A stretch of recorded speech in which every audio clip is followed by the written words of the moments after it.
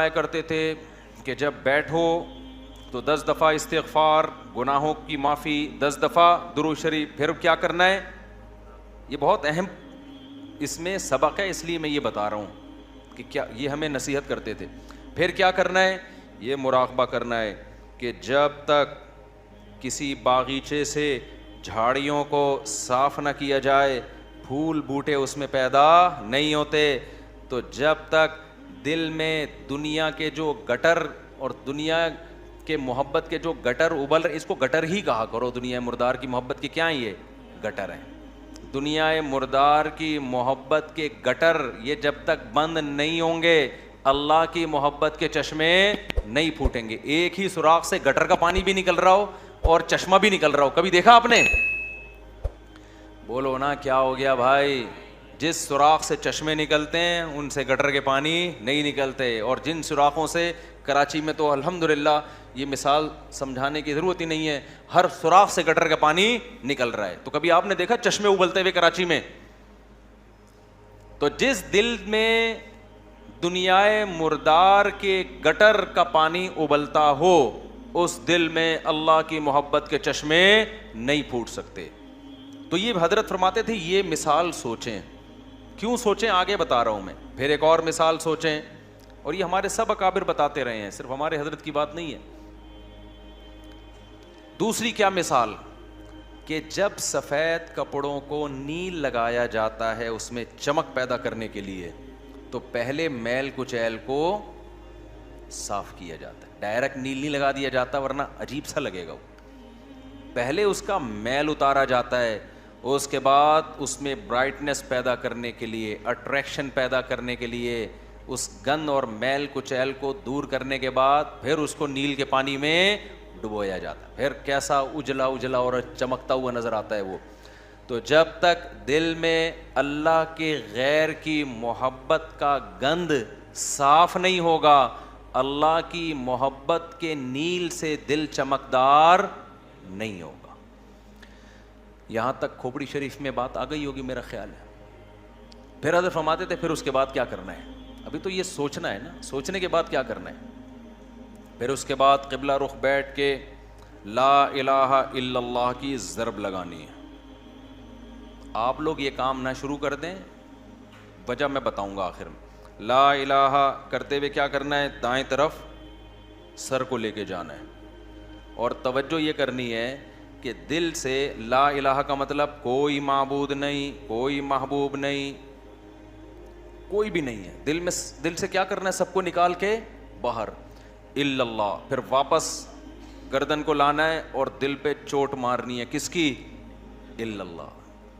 لا الہ الا اللہ، لا الہ الا اللہ. کوئی نہیں ہے، صرف کون ہے؟ اللہ. تو اس کوئی نہیں میں نا یہ سارا گند نکالنا ہے. یہ گاڑی بھی نہیں ہے، یہ بنگلہ بھی نہیں ہے، یہ پیسہ جس پہ رالیں ٹپکتی رہتی ہیں ہر وقت، اور کسی کو کوئی معشوق ہو اس کو بھی نکال دو اسی بہانے، موقع اچھا ہے. پاگل ہو رہا ہے اس کے پیچھے، اپنی صحت خراب کر رہا ہے، اپنا ایمان خراب کر رہا ہے.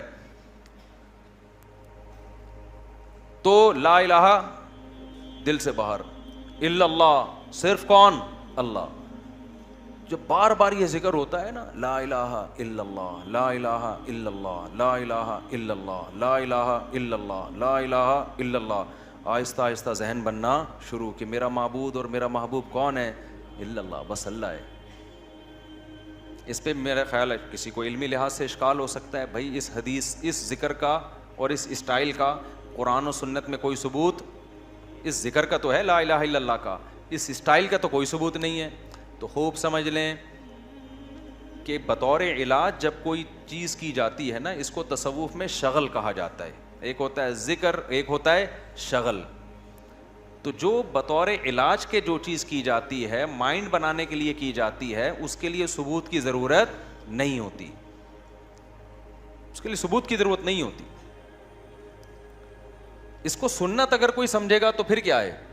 پھر یہ بدعت عمل ہے. بھائی قرآن و سنت سے اس انداز کا کوئی ثبوت نہیں ہے، لیکن ایک چیز تجربے سے ثابت ہو جائے کہ اس کا فائدہ ہو رہا ہے، اور فائدہ ہو کے وہ چیز حاصل ہو رہی ہے جو اللہ چاہتا ہے،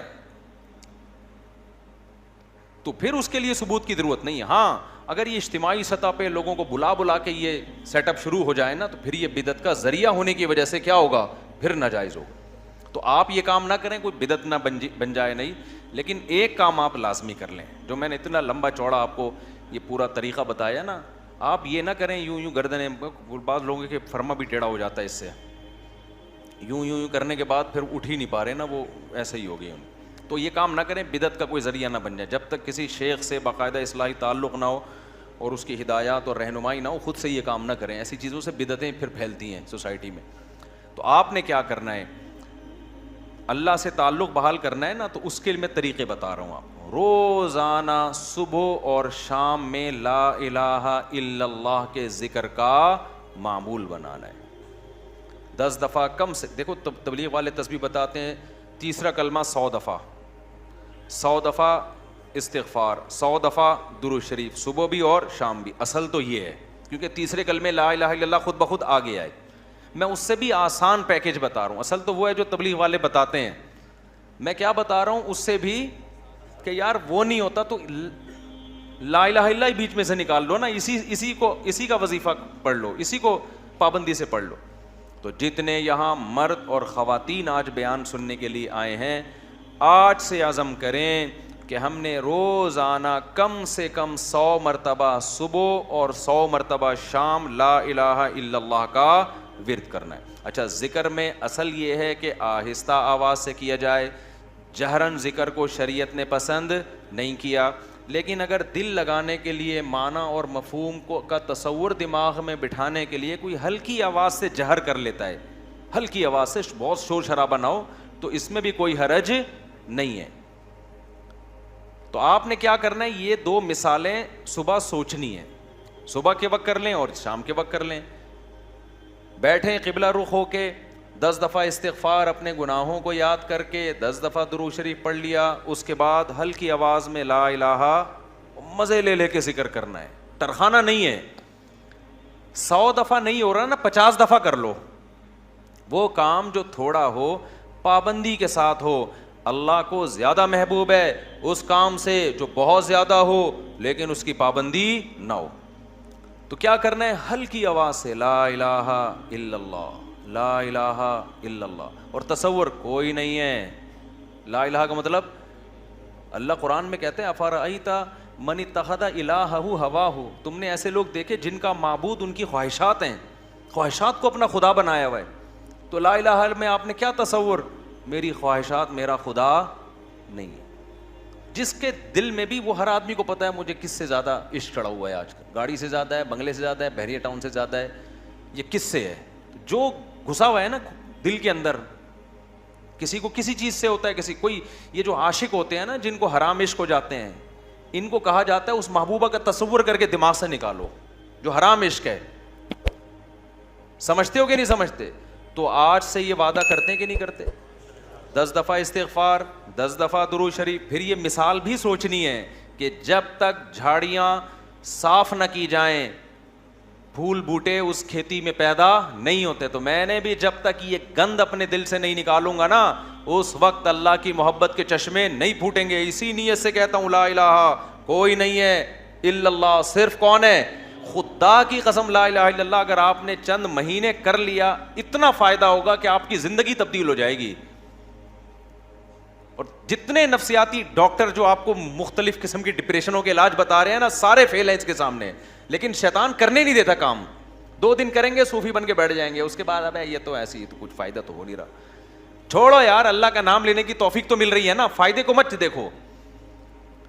یہ نہیں دیکھنا کہ فائدہ ہو رہا ہے کہ نہیں, بس نام بھی اللہ کا لینے کی توفیق مل گئی تو یہ فائدہ بھی بہت ہے, لیکن ہوگا فائدہ انشاءاللہ. ایک کام یہ کرنا ہے پوری زندگی پابندی کے ساتھ. اور اگر کسی سے بیٹھا نہیں جاتا, بعض لوگ ایسے ہیں کہ ان کے اسپرنگ لگے ہوئے ہیں, وہ ایک جگہ بیٹھ ہی نہیں سکتے. جہاں بیٹھیں گے اسپرنگ ان کو اٹھا کے دوسری جگہ لے جائے گا, وہاں بیٹھیں گے اسپرنگ اٹھا کے ان کو تیسری جگہ لے جائے گا, وہ بیٹھ ہی نہیں سکتے. تو چلتے پھرتے کر لو یار, جس طرح آپ کا دل لگ رہا ہے, آپ کا دماغ معنی اور مفہوم کی طرف جا رہا ہے, اس طرح کر لو. سمجھتے ہو کہ نہیں سمجھتے؟ نہیں بیٹھا جا رہا, چلتے ہوئے کر لو, ڈرائیونگ کے دوران کر لو, لیکن ترجمہ اور مفہوم سوچ کے یہ ذکر کرنا ہے. سمجھتے ہو؟